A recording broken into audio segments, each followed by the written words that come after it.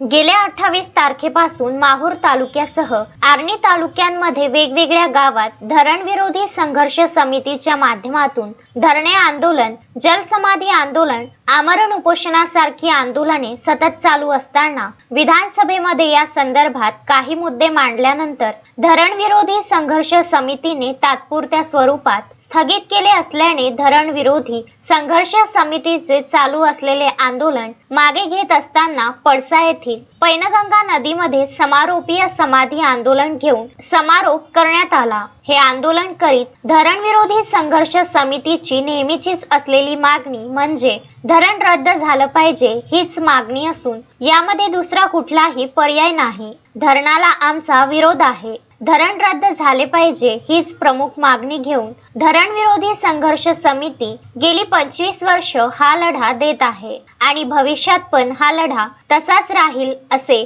संघर्ष समितीच्या वतीने व्यक्त करण्यात आले। यावेळी गोकुळ, वडसा, पळसा, कवठा बाजार येथील अनेक शेतकरी, महिला, पुरुष मोठ्या संख्येने या जलसमाधी आंदोलनामध्ये सहभागी झालेले आहेत। अनेक महिलांनी धरणाच्या संदर्भात वेगवेगळे गीत गाऊन आपले मनोगत व्यक्त केले। त्याचबरोबर पुरुष मंडळींनी पण गीत गायन करून आपले दुःख गायनाच्या माध्यमातून व्यक्त केले।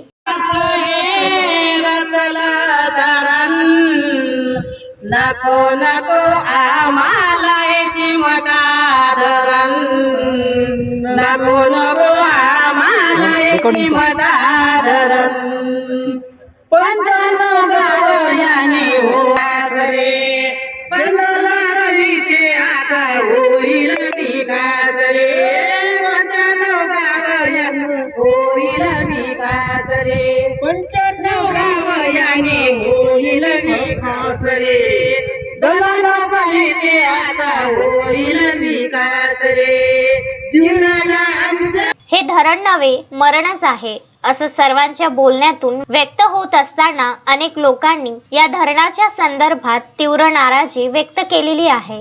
सर्वच राजकीय पक्ष वारंवार धरणाला विरोध करीत असल्याचे सांगत असताना हा धरण होतोच कसा हा प्रश्न पण शेतकऱ्यांना भेडसावत आहे। सर्वच पक्षांचा विरोध असताना सुद्धा धरण होण्याचे काहीच कारण नाही, पण धरण बांधण्यासाठी कोण आग्रह करतात हे प्रश्न न उलगडणारे आहे।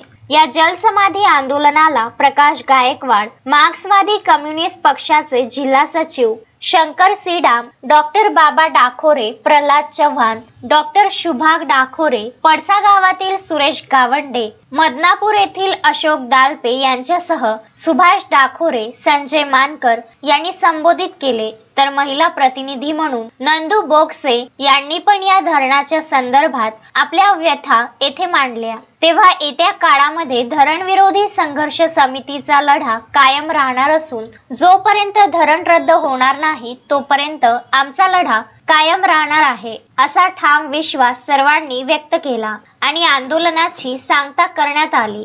यावेळी संजय राठोड, संतोष रामेवार, गजानन डाखोरे, संदीप दुंपलवार यासह मोठ्या प्रमाणात शेतकरी उपस्थित होते।